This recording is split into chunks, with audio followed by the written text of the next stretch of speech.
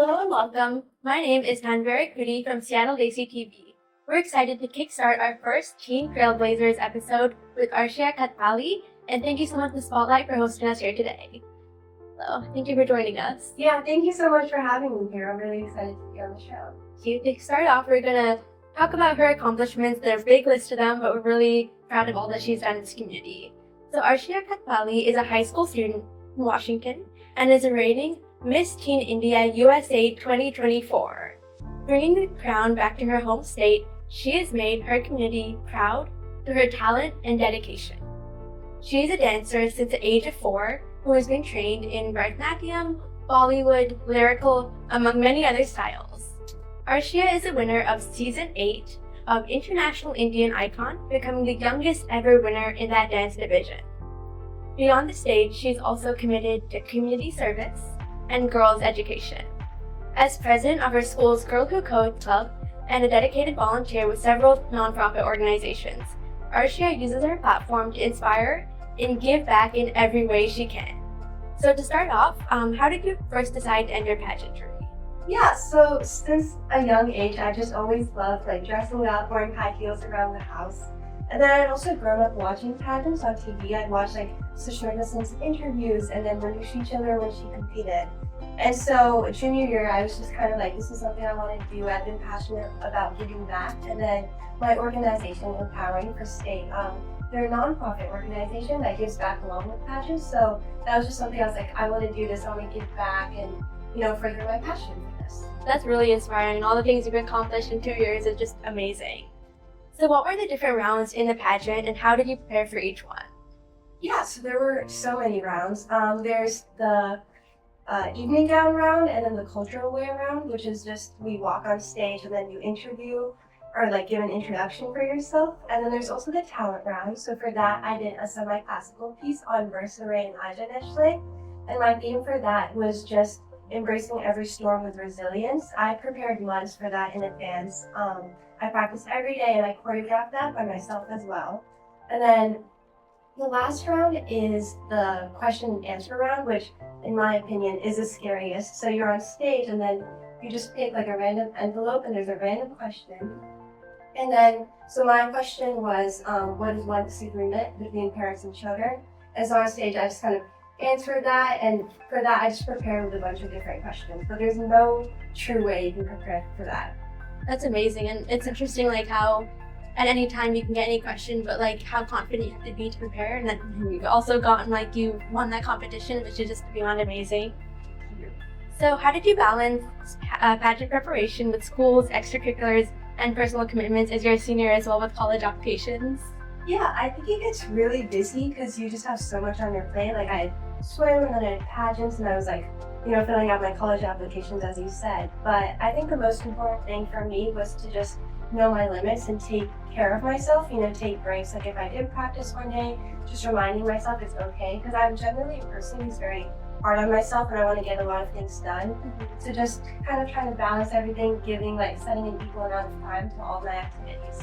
I like how you said that. I think sometimes it can be hard, doing so many things that you've done, to be sure to be not too hard on yourself and taking breaks. So it's amazing that you're spreading that message to the next generation out there. So what did it feel like to hear your name called and be crowned Miss Teen India USA for 2024? Oh my gosh, it was such a surreal moment. I remember I was standing on the stage and they're the new Miss Teen India USA 2024 is Arshia. And I just froze for a moment and I started clapping. I was wait, that's my name. And so it was just so surreal. And this sounds so cringe and movie-like, but honestly, as soon as the crown touched my head and they put the sash on me, I was wow, I just can't believe this is happening. Oh, that's really exciting to hear. Yeah. And it's very well deserved as well. Thank you. So what have you learned from this experience so far, and what's been your biggest life lesson? I think my biggest life lesson from this is just to do what you're passionate towards. I think stepping into pageants, it took a lot of confidence, and it was something I was passionate about, but I hadn't really dipped my feet into that side of the industry. And so I think just you can find success in very many ways. And so just taking that leap of faith and stepping in. Were you the first in your family to do this? Yes, I was. That's a big step. So based on your platform, we can see that, of course, as you said as well, giving back is a really important part of your life. So how do you integrate that into your day-to-day life, like at school or whatever, in whatever the things you do? Yeah, so giving back, as you said, I think that value's just been instilled in my mind from a very young age. My grandma actually, I think she taught me that. She donates a lot of money, or she feeds like homeless shelters, like on my birthday. Like recently, it was my brother's birthday, and so for that, she went to a homeless shelter and she fed like 200 kids. And so I think that's just something like I've been taught to do from a very young age. And so I'm associated with many nonprofit organizations. Like I volunteer with Cry America and Girls Rock Math, and then, as I said, my pageant platform, Empowering. And so I think I've just always had the desire to give back to the community and help wherever I can. So I love how you said like your grandmother like inspiring you to give back to the community. I think it's really like the past generations helping the future generations to make a difference. So I really like how you brought that like family part of it into it as well. So many Indian families, of course, as we know, emphasize academics over the arts. So what message would you really like to give to those families out there? I think you just have to learn to prioritize different things. I think my parents were also the same way initially. They were like, oh, this will take away time from your studies or from your education. And I think as a kid, you have to realize that your education is still important. You can't just let that go. I think we come from a country, India, which highly values education. It's given us so many opportunities to grow. And so for kids, just learning to balance everything. And then for parents, I think you just have to learn that kids don't necessarily have to follow this traditional path. There's many different ways to grow and be successful and just showcase your passion. So if a kid's just like not sticking to like the traditional educational path, I think you just kind of have to let them branch out and just show you and let them like give them a chance to prove to you how they can be successful. It's amazing. And like you were also mentioning, since a very young age, you've been doing a lot of different dance methods and forms. And so to know like every single step of the way, it's like the parent support and know that like you try one thing, maybe it doesn't work, you keep on trying other ones. Yeah. And since you've gotten into pageantry and like you've really been able to get that passion through it, it's so amazing to hear. So are there any like upcoming projects or like next steps in your pageant career or in general? Yeah, so I'm actually currently working on a dance fundraiser with Cry America. And so I'm trying to host like a Bollywood dance session where people can donate to Cry America's page, and all the funds will go directly towards supporting underprivileged girls' education in India. And so just people join, they'll pay like a small amount, which will go directly to Cry America, and then we'll just kind of dance and have fun.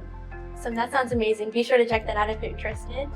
And then what advice would you give to someone who wants to compete in a pageant? Maybe they're a young kid or they're like a teenager like you as well. I think the biggest thing is that you just have to learn to take that first step. I think a lot of people nowadays wait for this like right moment. They're like, oh, I have this right now or I have that right now. And so truth is you'll just always have stuff on your plate, and you just have to kind of take that leap forward. You have to step into it and just show your whole passion towards that. So I think, yeah, just taking that leap of faith, stepping into the world, it's like different, but I think even like if you don't take away the crown, you just learn so much from the people you're surrounded with and the values instilled in you. So, well, thank you so much for joining us here today. We're super excited to see how you continue your journey and you compete in the nationals and internationals and beyond as well. Thank you so much for joining us here today, and be sure to check out the next Seattle Desi TV Teen Trailblazer episode. Thank you so much for having me here. Until next time, Seattle Desi TV is here.